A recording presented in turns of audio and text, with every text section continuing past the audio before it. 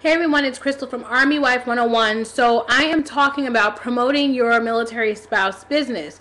This is a big thing that's going on right now. Spouses live all over, and we are looking for ways to bring in the extra cash. We know that's true. We've got people who've got ACU pocketbook businesses. People make bows. People make tutus.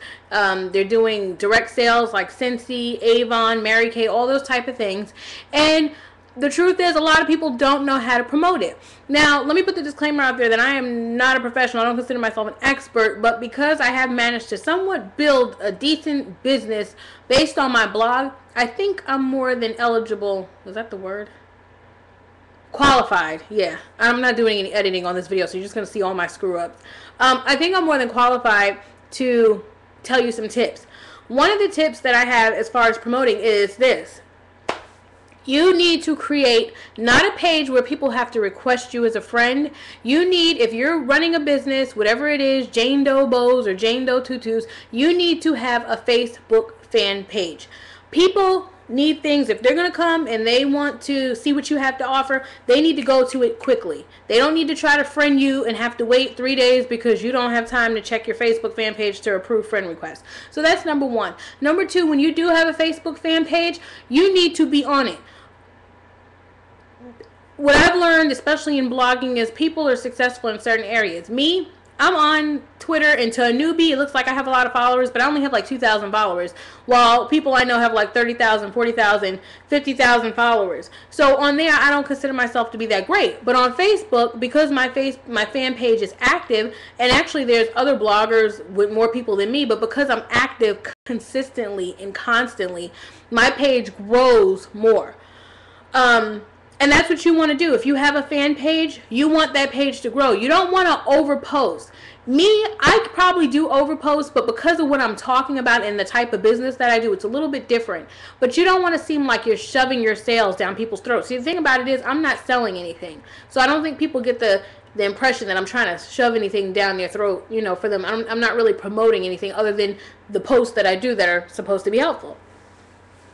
In your case, if you're operating a business, you definitely want to make sure that you're posting consistently and you're posting frequently, but you're not overdoing it. Okay? When it comes to direct sales, you know, Scentsy, Avon, any type of those candle businesses, anything like that, the truth is that those businesses are very saturated. I am a Scentsy fanatic. Here, let me show you. I have one burner burning upstairs, and you probably can't see it, but there it goes. On my fireplace, I have my Scentsy burner. So I am a fanatic, so by no means am I downing Scentsy. I love some Scentsy. But it's saturated. It's such a good product that a lot of wives have gotten into selling it. And so what you have to do when you're doing direct sales, which I've done before, I've done Ameriplan, I've done Avon, you've got to differentiate yourself. You've got to make yourself come off a little bit different. I don't know exactly what you can do because I don't know all the aspects of each business, but you got to kind of put yourself out there differently. Let's just say you're here at Fort Bragg. Fort Bragg has like 2 million Scentsy reps. So you need to kind of make yourself stand out. You know, whether it's you decide that you're going to deliver to people's houses. Hey, that's a big thing because a lot of the reps have you meet in them places, or, you know, they want you to come on base, or they want you to do all these things. If you're going to go door to door, you don't know. That could really win some people over because most people are like, well, I got kids and I don't want to come out, or I can't come out, or I don't have the car, or we're in one car household, whatever it may be. So those are things like that as far as direct sales.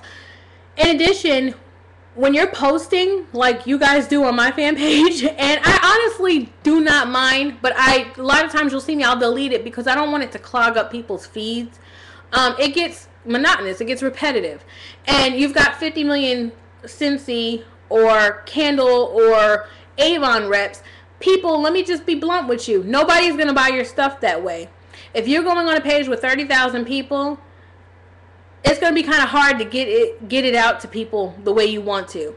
Also, when you post on other people's like page, I hate saying fan because that just sounds so bougie, but the truth is, called a fan page. When you post on other people's fan page, unless the actual owner of that fan page is posting it, nobody's really going to see it, which is why I'm saying you have to look for other ways to promote. And I mean, it's fine to promote that way, but you're kind of just wasting your time when you do that.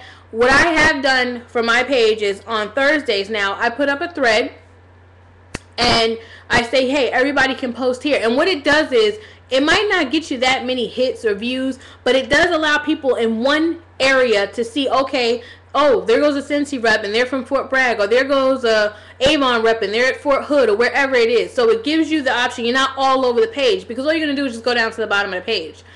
So that's kind of, you know, starters. Lastly, what you want to do is might want to consider investing in a domain. Even if you have a sales site with your direct product, whatever it is you're selling, you might want to consider a domain, because a lot of times if your website is, I don't know, johndoe.123.com, nobody's going to remember that.